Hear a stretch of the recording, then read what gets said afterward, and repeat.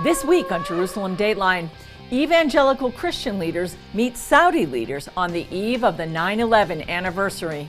Plus, Netanyahu riles the Arab world with a campaign pledge to annex the Jordan Valley.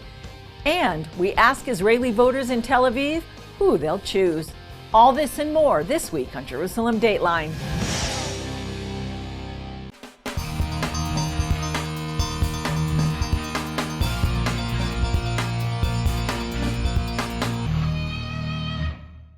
Hello and welcome to this edition of Jerusalem Dateline. I'm Julie Stahl, filling in for Chris Mitchell. For the second time in less than a year, a delegation of U.S. evangelical Christian leaders accepted an invitation to visit Saudi Arabia and its leaders. As Chris Mitchell reports from Jeddah, the visit marked one more step in a growing relationship between U.S. evangelicals and the Sunni Arab leaders of the Middle East. The visit certainly made the national news here. To see every newspaper in this country have evangelicals above the fold, not hiding our visit, but celebrating our visit, this is, to put it mildly, this is historic. The delegation met with Crown Prince Mohammed bin Salman on the eve of the anniversary of 9/11. To some, it may seem like an unlikely time, but the leader of the delegation, Joel Rosenberg, said there was a purpose behind the timing. The Saudi Arabia of 18 years ago, the Saudi Arabia that, out of which Osama bin Laden came, Al-Qaeda, and the radical theology of violent jihad, that Saudi Arabia doesn't exist anymore. They have made sweeping changes that most Americans, most Christians aren't aware of. I was profoundly astounded of how much freedoms are being given to women here. We talk about veiled women, women under the veil, and the country under the veil. And I think there's a veil over people's perceptions in the West. There's a misunderstanding. Many in the West see the Crown Prince and Saudi Arabia through a prism including the murder investigation of journalist Jamal Khashoggi. While not dismissing the crime, Rosenberg and the delegation felt it important to be in the room with a voice. The opportunity to be in the room and build a relationship means you can also ask hard questions. You can ask direct questions. You can engage on human rights issues, religious freedom issues. How can you affect it if you don't have an opportunity to talk to the top leaders? Nothing was hidden.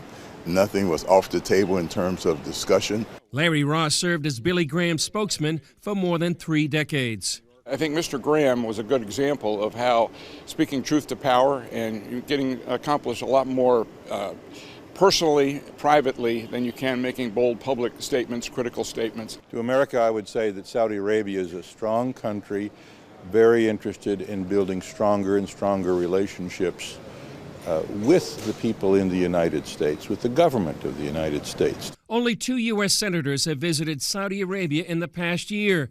Rosenberg and the delegation hope other U.S. leaders will seek to meet the country's leaders face to face and see firsthand a sometimes unknown story.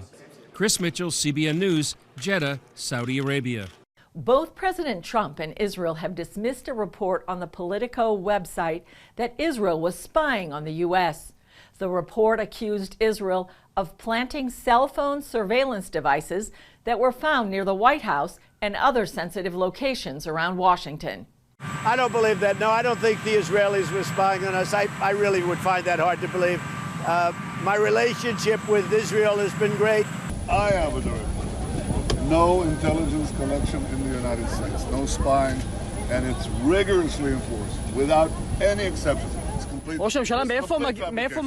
report comes just days before Israelis vote in national elections, which some have called a referendum on Netanyahu. Netanyahu often highlights his close ties with Trump. Just a week before Israeli elections, Netanyahu pressed forward in his battle against Iran's nuclear development with a new revelation. Prime Minister Netanyahu revealed what he called a second Iranian atomic warehouse at a press conference in Jerusalem. Today we reveal that yet another secret nuclear site was exposed in the archives that we brought from Tehran. In this site, Iran conducted experiments to develop nuclear weapons. This is the site near Abadeh, south of Isfahan. When Iran realized that we uncovered this site, here's what they did. They destroyed the site. Netanyahu pointed to before and after pictures and said Iran tried to destroy the evidence after they knew Israel was on to them. This is what I have to say to the tyrants of Tehran. Israel knows what you're doing, Israel knows when you're doing it, and Israel knows where you're doing it. We will continue to expose your lies. What we see is a consistent pattern of Iranian lies, deception, and violations. Last year, Netanyahu revealed that Israel's Mossad had discovered and smuggled back to Israel an Iranian nuclear archive.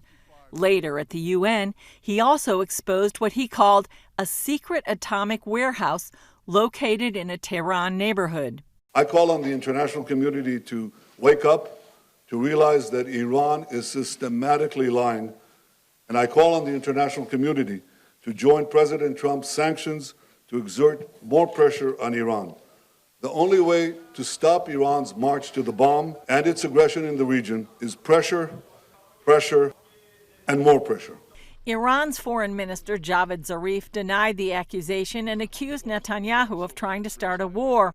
He tweeted, "The possessor of real nukes cries wolf," on an alleged demolished site in Iran. The revelation comes at a time of heightened tensions between Iran and the international community over its nuclear program. The International Atomic Energy Agency announced earlier this week that it had found traces of uranium at the first atomic warehouse that Netanyahu identified last year. It also comes as campaigning intensifies ahead of Israel's elections. Netanyahu's critics say he's using national security to campaign, but it's clear that whoever Israel's next prime minister will be, he'll have to deal with the growing threat of Iran. The day after his Iranian revelation, Netanyahu riled the United Nations, Arab League, and others with a campaign pledge to annex part of biblical Judea and Samaria. The move comes ahead of the rollout of President Trump's peace plan. In a campaign speech to his Likud party, Israeli Prime Minister Netanyahu promised to annex the Jordan Valley and the northern part of the Dead Sea. Today, I'm announcing my intention to apply, with the formation of the next government, Israeli sovereignty on the Jordan Valley and northern Dead Sea. The Palestinian Authority considers this area to be part of the West Bank, where it wants to establish a future state. Netanyahu also has plans for Israeli communities throughout the rest of Judea and Samaria. This is a historic opportunity, a one-time opportunity to extend Israeli sovereignty on our settlements in Judea and Samaria, and also on other important regions for our security, for our heritage, and for our future. President Trump is expected to roll out his Israeli-Palestinian deal of the century after the elections. Out of respect for President Trump and out of great trust in our friendship, I will wait to impose Israeli sovereignty over all the settlements until after the presentation of the president's diplomatic plan. The United Nations said unilateral actions would not be helpful to the peace process. Such a prospect would be devastating to the potential of reviving negotiations, regional peace, and the very essence of a two-state solution. Saudi Arabia condemned the move as a serious escalation, and the Arab League held an emergency meeting. The Council is considering this announcement a serious development and a new Israeli aggression through its intention to violate international law, the UN Charter, and the concerned resolutions of the international legitimacy. During his speech, security guards whisked Netanyahu out of the room after sirens sounded when terrorists in Gaza launched 2 rockets at Ashkelon and Ashdod, where he was speaking. Netanyahu later returned to finish his speech. Meanwhile, Israelis have a few more days to decide which one of the more than 30 political parties they'll vote for. I'm not sure yet about which I'm going to decide, but for now it seems like I'm going to go with blue and white. Only Bibi. We have a saying here. Only Bibi. Polls show that the Likud and the blue and white party of Benny Gantz are virtually tied for first place. Following the election, the hard part begins, when the winner works to pull together parties to form a coalition government. Coming up, what does the Bible say about the West Bank?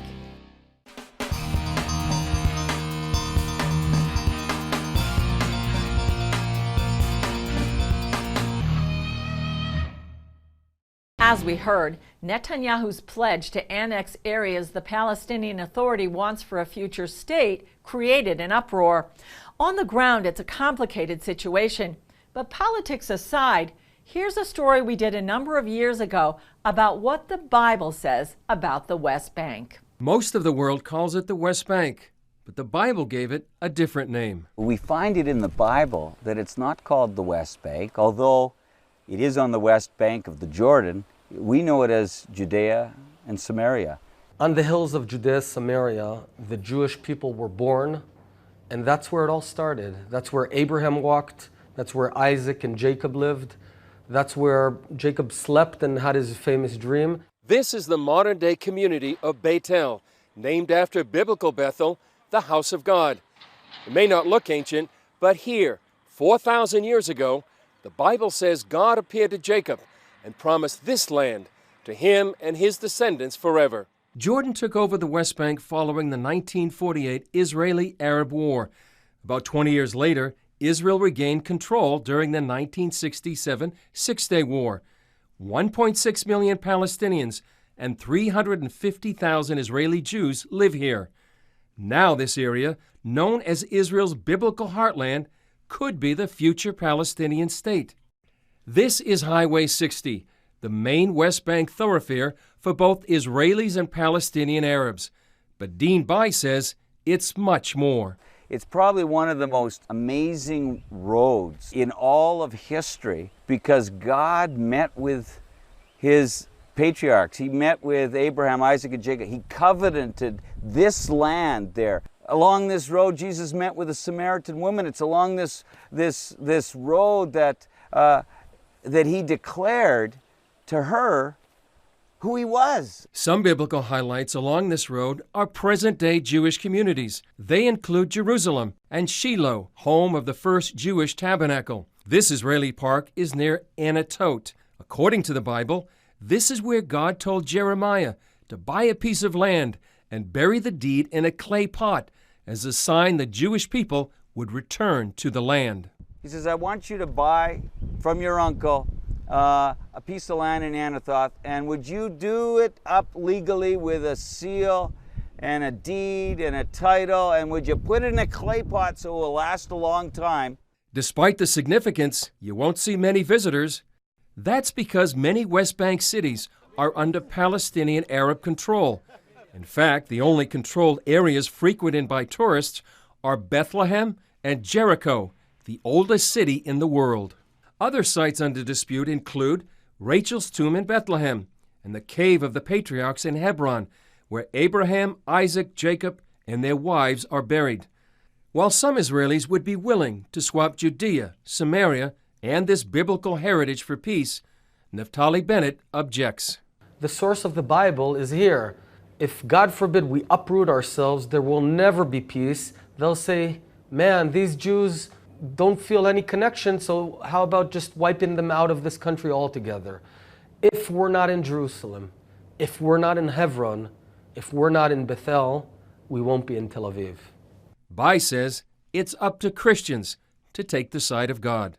I think God's plan and his purposes was that Israel would allow the stranger to dwell here, but he's given this inheritance to Israel. He's given this to Israel to be the steward of this land. At least we can do is respect God's choosing. Up next, the story of how a tiny nation took on its enemies and became a formidable military power.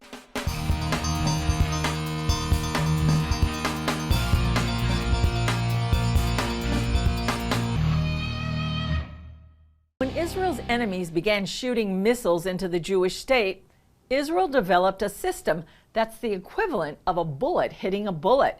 That's just one example of how Israel became a world leader in developing state-of-the-art weapons.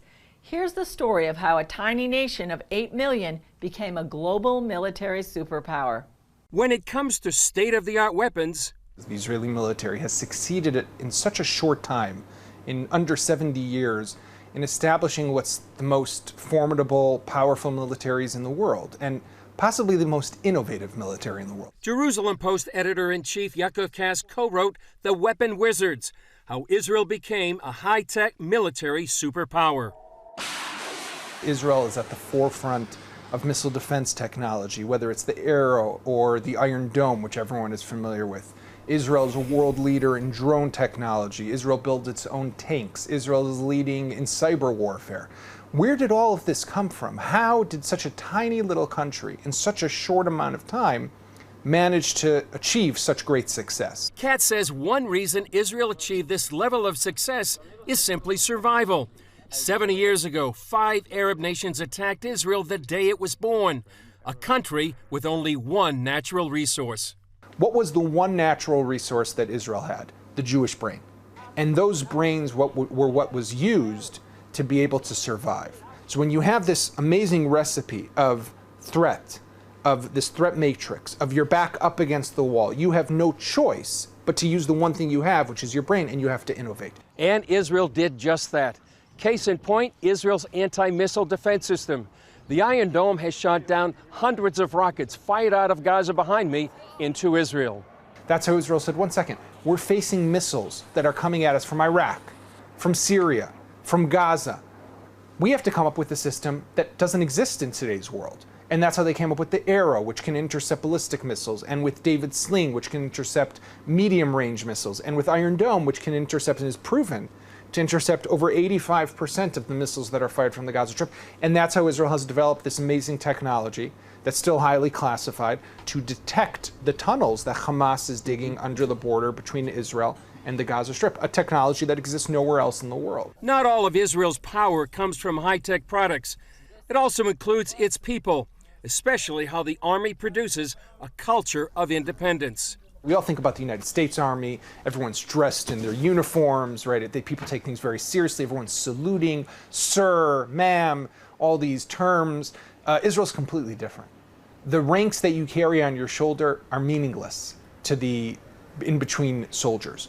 That enables free thinking. It allows the chief of staff to speak with a low grunt soldier and be able to talk about things. And when you can talk about things, when you can have that free flow of information and ideas, you can create, you can innovate. People aren't afraid to speak their minds. That's a huge advantage of national proportion that I think you'll find nowhere else in the world but here. While the U.S. provides major weapon systems to Israel, America's military also benefits from the real-life testing of its equipment. One of the things that the U.S. benefits from is that Israel is the first country that has operational F-35s today. Katz says while Israel has shared a friendship with America, along the way, it's also had a helping hand from above. I'm a believer myself, and I think that it can't just be that it's all on its own, right? The hand of God, I think we see here almost daily in this country, in this region. The ingenuity, the entrepreneurship, the innovation is incredible. But there's that hand behind us that is pushing us along the way. Katz agrees weapons, technology, and innovation are the centerpieces of his book, but there's more to the overall story.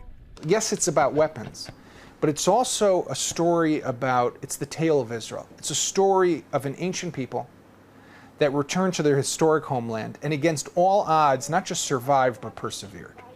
And that is the story of the state of Israel. Still ahead, we take you to Tel Aviv to hear what Israeli voters there are saying.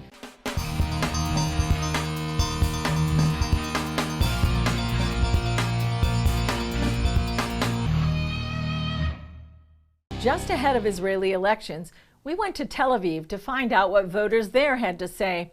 Many said they'd choose the Kahol Lavan, or in English, Blue and White Party.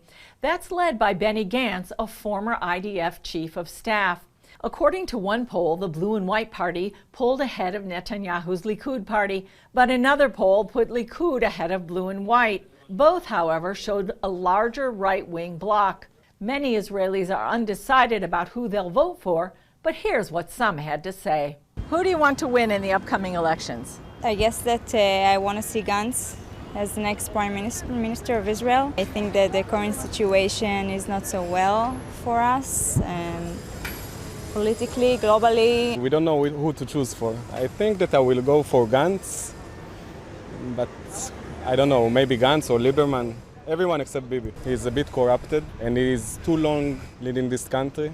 Just Kahol Lavan. Bibi, it's not good. Bibi, it's, bad. Democratic Party, which is Meretz party.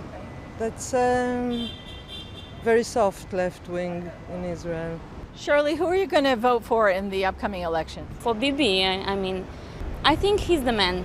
He's a leader for our country. Yeah, I'm sure of it. Only Bibi. We have a saying here. Only Bibi. I really don't think that anyone else can take Israel to better places right now. For now, it seems like I'm going to go with blue and white party. You can't vote in the elections, but who would you vote for if you could? If I have the opportunity, I'll vote for Bibi. Why? He's a good man.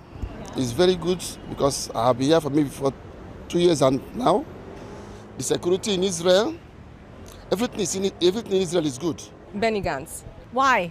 Because I'm tired of the corruption and it's time for a change. And I think that he's a straight man. Yes, he lacks for experience, but he's great and he's relaxed. And I want to be relaxed. We are in Israel, Tel Aviv, and we like our freedom. Meretz. Why? Because their social and economical agenda is generally what I'm for. I would say Kahol Lavan party. Why? I think that when you talk about the prime minister that have problems, like allegation against him, everything else would be fine by me. It's a good party. They have good meanings. I believe in them. I just need the change. We just need some sort of refreshment to this country. That's all for this edition of Jerusalem Dateline. Thanks for joining us. Remember, you can follow us on Facebook, Twitter, Instagram, and YouTube. And remember to pray for the Israelis as they go to vote in this decisive election. I'm Julie Stahl. We'll see you next time on Jerusalem Dateline.